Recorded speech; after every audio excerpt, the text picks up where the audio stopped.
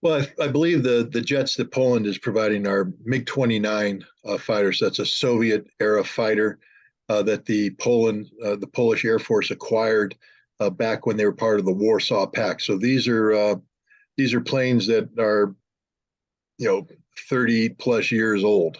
They're old airframes. They may have been upgraded to some extent with Western avionics, which is problematic, and I'll get into that in a second for the Ukrainians. And do they are they equipped to fire Soviet air-to-air missiles, Soviet air-to-ground munitions, or are they been configured to fire NATO equipment? And this is why, even though the airframes are 30 years old, airplanes can last that long, but air-to-air missiles can't. And so if they had Soviet era air-to-air missiles from stockpiles dating back to the 1980s, these missiles would not be functional today. So my guess is that they've been upgraded to handle the NATO weaponry, which means it's a different avionic system. And if you're a Ukrainian pilot who's been flying Soviet era fighters with Soviet era missiles, it's going to be a different system. But that's getting into the weeds. There's only 4 of these aircraft. That's not a game changer. The fact is, it's not going to have any meaningful impact at all. The Ukrainians are when they put their airplanes up in the air, they tend to get shot down at a very high rate. And I don't think that these aircraft, there's not enough of them to have a meaningful impact on the battlefield. All they're doing is providing more targets for the Russians. And I believe that, unfortunately, for the Ukrainians, these aircraft and the pilots in them are going to have a very short life expectancy. Now, the United States is under pressure to provide the F-16 fighter, which is, of course, an American fighter that, for some reason, people think are, some sort of miracle technology. The F-16, like the MiG-29, is old technology.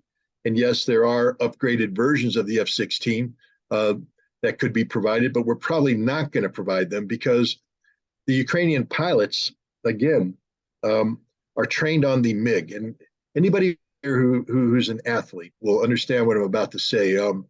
Muscle memory. When you train to do something, it's muscle memory. You condition yourself to do the same thing over and over and over again, a repeatable exercise, so that it becomes second nature. Second nature. A football player, a basketball player, a baseball player doesn't have to think through what they're doing because they've practiced it, and it's second nature. This is the same thing with fighter pilots and military professionals.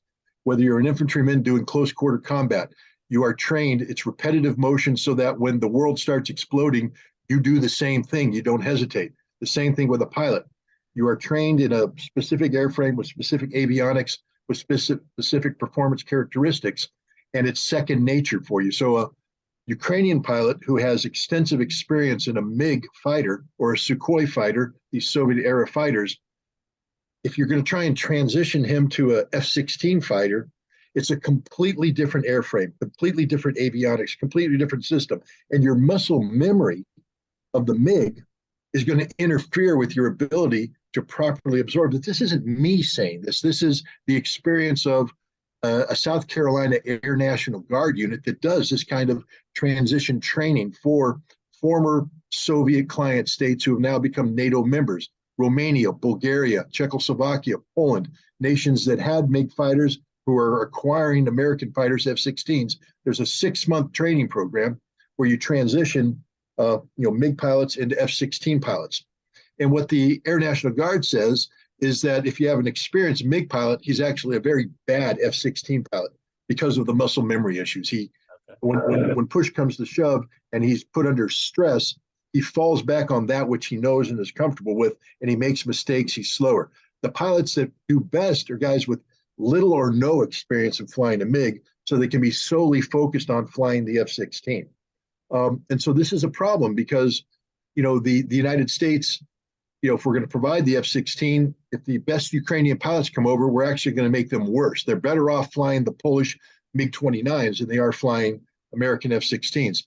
And the other thing is the F-16 is not capable of the kind of operations that the Ukrainians require.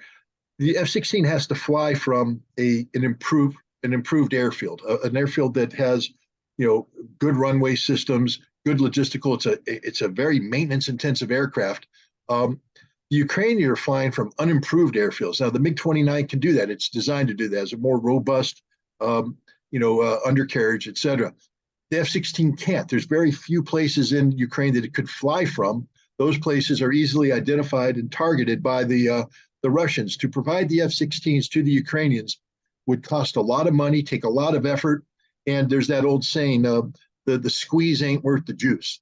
All the effort we're putting in, you're not going to get enough out of it. So the United States has made the right decision not to provide aircraft, which on paper would look like you're upgrading the performance of the Ukrainian Air Force, but in reality, you're degrading it. They're better off getting aircraft that they are comfortable with, they know they can handle. Ukrainians are never going to get enough aircraft to challenge the Russian Air Force in a one-on-one air supremacy battle. The best they're going to be able to do is have aircraft that can harass the Russians, that can harass their troops, that can carry out limited operations. And right now they're doing that with their existing, although severely diminished, Soviet-era air fleet, the MiG-29s, the Sukhoi 27s, the Sukhoi 25s. These are the airframes that the Ukrainians need. They have pilots that can operate them. They have a system, logistic system that can maintain them. And they are able to do the kind of operations that are realistic. To think you're going to come in with a number of American F-16 airframes and dramatically change the nature of this air battle is naive in the extreme. The fact of the matter is, this war isn't just a military struggle on the battlefield. This war has an economic aspect to it and a geopolitical aspect to it, a diplomatic aspect to it. The majority of the world does not support what the United States is doing against Russia right now. The majority of the world is either neutral or leaning towards Russia. And that's important when we talk about the economic aspects. You see, one of the major pillars of the American policy approach towards Russia and this conflict with Ukraine was to sanction Russia, thereby undermining their economy, collapsing their economy, creating political pressure on the Russian president. There are some people who have been honest about this. It's called regime change. We saw Kenneth Rogoff, the Harvard professor, member of the G30 banking group, speak at the World Economic Forum in January, I believe, or maybe even February, where he said straight up, sanctions are designed for regime change. And we have the Canadian foreign minister who's come out and basically said the same thing, that we're seeking regime change in Russia using sanctions. But if you talk to Angus King, the independent senator from the state of Maine, he just held a hearing. And Angus King is a big fan of sanctions. He's been promoting sanctions against Russia from day one. But he just held a hearing where he had to say it didn't work, it backfired. And he wants to know why that happened. Why were we promoting a policy that failed across the board, didn't succeed? Russia's economy is stronger now than it was when this war started. The Chinese economy has been reconfigured in a way to not only assist the Russian economic survival in this time of sanctions, but thrive. India is taking Russian energy and doing well on that. The Russians have not been isolated. I don't mean to be facetious, but when was the last time a Russian bank failed? And we can answer that question, when was the last time an American bank failed? So it's not the Russian economy that's having problems. Their economy was supposed to be contracting 25%. It contracted 2% in 2022. And 2023 is expected to grow. And people should reflect on that. The Russian economy is going to grow despite the fact the United States and the entire collective West are sanctioning that economy, and it's a war economy. War economies don't grow. War economies go into deficit spending mode. The Russians are running a budget surplus, which tells you they're doing something right. The sanctions have failed. So Loyd Austin is completely wrong when he starts throwing out numbers, because the numbers are meaningless. Now we come to the military equipment aspect of it. Nothing Loyd Austin talks about is going to change the equation that Jens Stoltenberg, the Secretary General, brought up in January, where he honestly said Ukraine is going to run out of 155 millimeter artillery ammunition in the summer, and there's nothing that can be done to change that equation. There's no miracle cure. There's no magic wand. There's nothing that can be done. They're going to run out of ammunition. How does 50 nations equate into Ukraine running out of ammunition if it was functioning the way that Lloyd Austin is insinuating it is? The bottom line is, don't talk about the numbers of nations providing, talk about the quality of the assistance. And the fact of the matter is that quality isn't enough. They're running out of ammunition. The United States has provided $115 billion worth of assistance to Ukraine, most of that in terms of financial assistance, but tens of billions of it in terms of military assistance. And yet the Pentagon has just put forward a budget a requirement down the road that says in order to replace the tens of billions of dollars of equipment that we provide Ukrainians, the Pentagon needs $300 billion. That's a losing economic equation. I mean, I might be a simple Marine and I'm not an economist, but I don't believe that any equation that has you expending tens of billions of dollars and then requiring $300 billion to make up for that has a trajectory that has you going in the right direction. And the United States isn't unique in this. Germany has pretty much acknowledged they've given away everything to Ukraine. They have nothing left. They have troops coming in. They have no helmets for these troops. They have no body armor for these troops. They have no guns for these troops. They have no ammunition for these troops because everything's been given away to Ukraine, and the Germans cannot afford to acquire the equipment necessary to replace it because prices have gone up. They can't build new tanks because the cost of steel is too high, and yet they're giving away the tanks to Ukraine, but not in enough numbers. It's like the MiG. The tanks that are being provided are insufficient quantity. I think the Spaniards right now are in the process of finalizing, preparing 10 tanks to be transferred to Ukraine. But 6 of those 10 tanks are in a depot being brought back into service, meaning that they were broken, they were run down, they couldn't operate. So we're giving Ukraine broken tanks that are decades old. We can fix them, but they're going to break again, and Ukraine doesn't have the means to repair them. That's why the 50 is a meaningless number. When they're putting that number out there, it has no gravitas. It's not a serious number. The reality is, the actual quality and quantity of the equipment being provided to Ukraine, and it's insufficient to the task. The Russian defense industry, on the other hand, is cranking up. And here's the sort of the misleading thing. There's no evidence that North Korea is providing Russia with military assistance, none whatsoever. It's an allegation that's put out by the United States, basically for political purposes. But if you think about it, logically speaking, this is an artillery-driven war, and we've heard from the Jan Stoltenberg that Ukraine's going to run out of artillery. That's a game changer. That's game ender there. When they run out of artillery, the war literally is over at that point in time. Russia uses a lot of artillery ammunition. Now, I'm somebody who believes in studying this problem that Russia's defense industry has been mobilized, and they are producing an awful lot of artillery rounds. One of the numbers that has been put out there is around 420,000 rounds per month. That's a lot of artillery. They need that. That's the fuel for their war engine. Think about that. Think of the Russian artillery as the war engine. The shells are the fuel. So they need 420,000 rounds to keep this thing going. If that was an insufficient number and Russia's getting ready to launch a major offensive, that means they need more artillery. If they're going to acquire that from North Korea, that means the people who control Russia's fate are the North Koreans, because that's the fuel. Imagine being a race car driver and coming into a pit stop and not being in control of your fuel supply. And so you're pitting thinking, I'm going to get fuel. Now, if your team has the fuel, you can be confident you're going to have the fuel. But if you've delegated this to another team and you pull into a pit stop, but the other team doesn't provide the fuel, you lose the race. Russia will never delegate the fuel to its war engine to a third party, whether it be North Korea, whether it be China. Now, on Iran, it's not that Russia has delegated anything. Russia has bought a specific weapon system from the Iranians, a drone system that helped Russia upgrade its own drone fleet. But while this has provided a qualitative advantage for Russia in certain aspects of the conflict, it's not one that Russia has to have to win. It's a nice to have, not a need to have. So the implication that somehow Iran is underwriting the Russian war effort just shows a level of ignorance about the sophistication of the Russian defense industry and of the Russian military. And I think it was irresponsible for both Lloyd Austin and Mark Milley to make such insinuations, because it creates a false impression. What's happening right now, and it's happening across the board, is what I call mirror imaging, meaning that Ukraine is right now in a state of imminent collapse.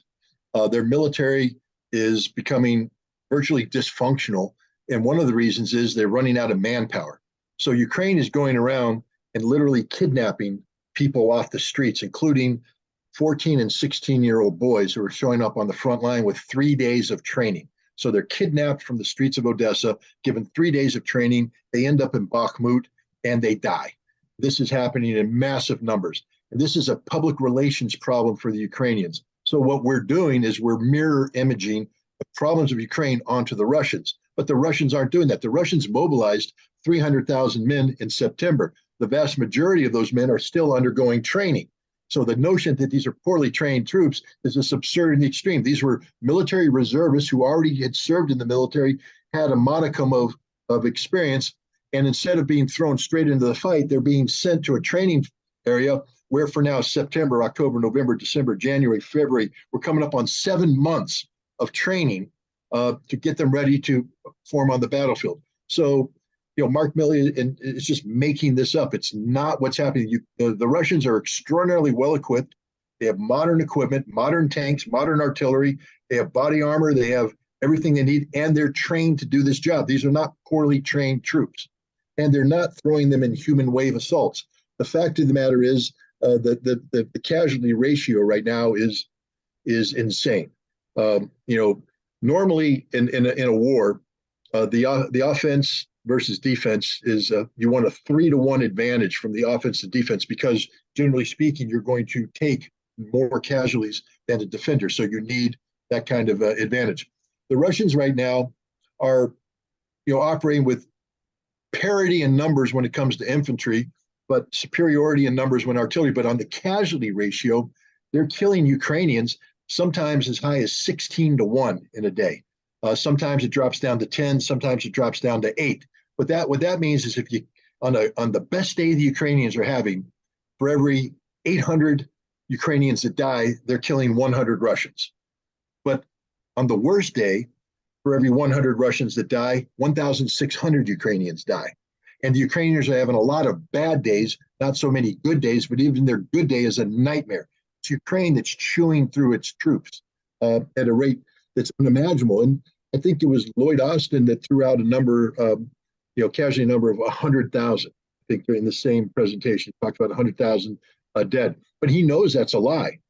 He knows that he was reported to by General Zaluzhny of the Ukrainian army last month that Ukraine had suffered close to 250,000 dead, on top of which there are 83,000 missing, most of whom are dead, which means that Ukraine has suffered around 320,000 dead. That's the honest number. But Loyd Austin can't be honest about that because that's a number that just boggles the mind. If you look at the combatant losses of the United States in World War II, in both the Pacific Front and the European Front, we didn't lose 320,000 dead. We lost fewer than that in terms of combatant deaths, people who died in combat. Ukrainians have lost 320,000 combatant deaths in 1 year.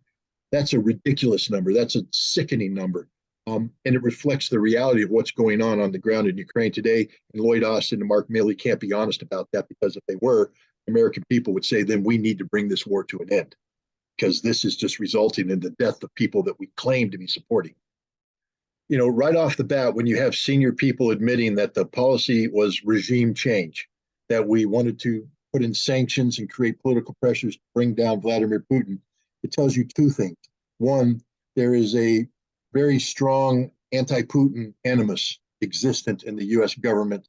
And two, there's a level of ignorance about Russia that is mind-boggling.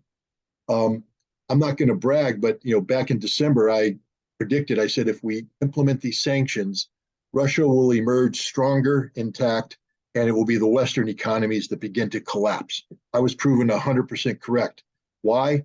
Because I have taken the time to study Russia, understand Russia, and understand the realities of their economy.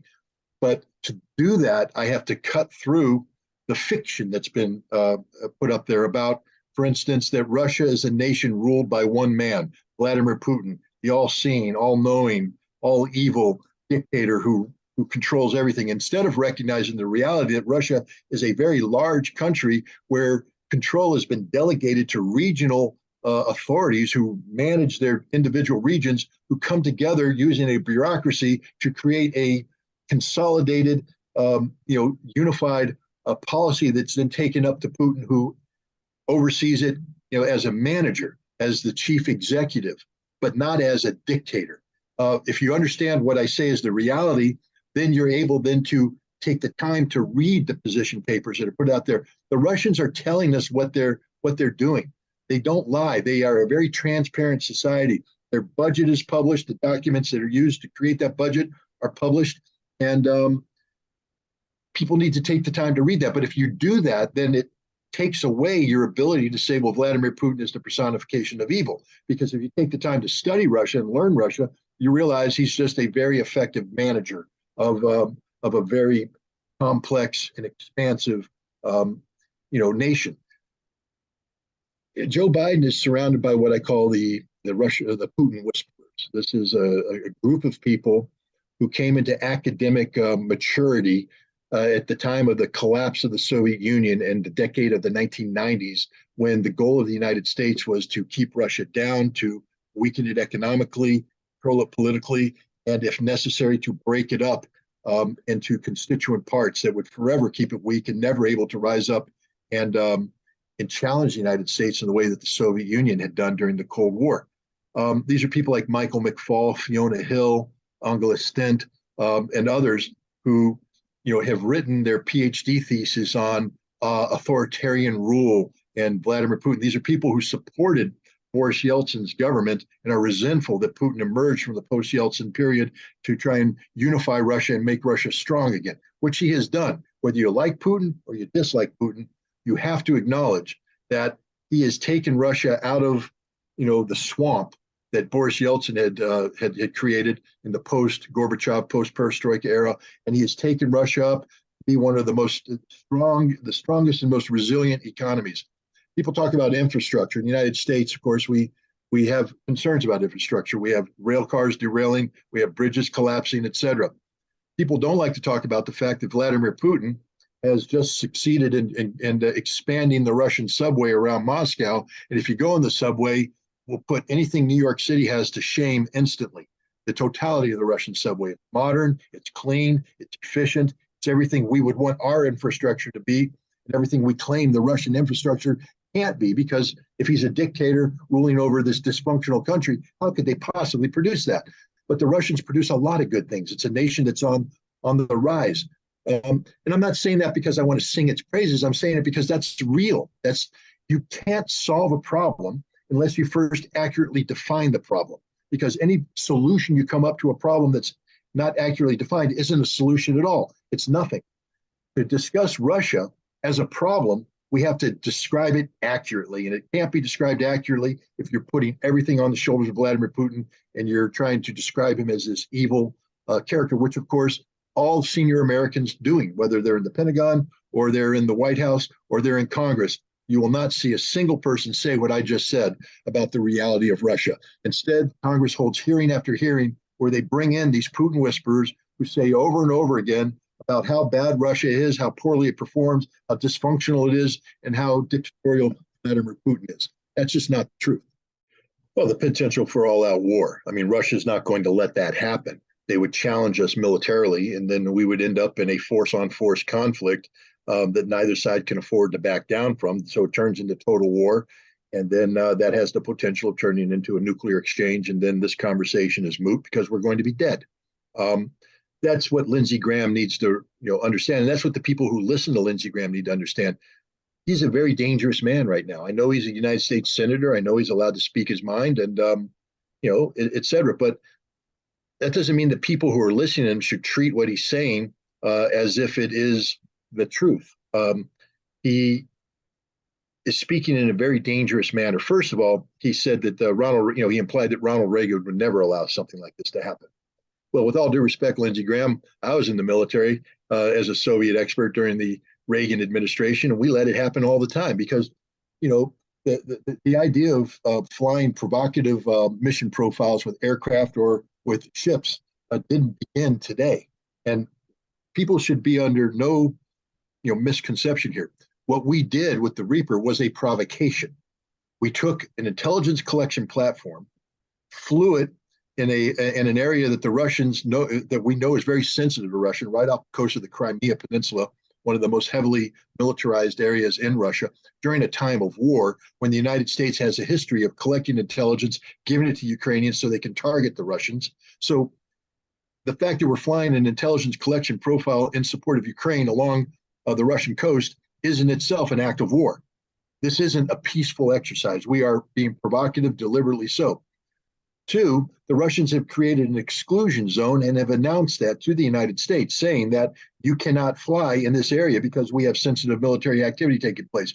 That is required under international law. But what we're saying is that because Crimea is Ukrainian, not Russian, the Russians illegally occupied it. Russia has no ability to put an exclusion zone in on what is Ukrainian territory, so we disregarded it. So we sent a $32 million aircraft into this exclusion zone with a sensitive intelligence collection pod, collecting intelligence that when it's returned will be given to the Ukrainians to plan military operations against the Russians. And we're shocked that the Russians took the plane down. So Lindsey Graham is wrong. Marco Rubio, who also came out and spoke about this, is wrong. This wasn't the United States innocently trying to exercise freedom of navigation. This was the United States carrying out a purposefully provocative military operation that makes the United States an active participant in an ongoing conflict.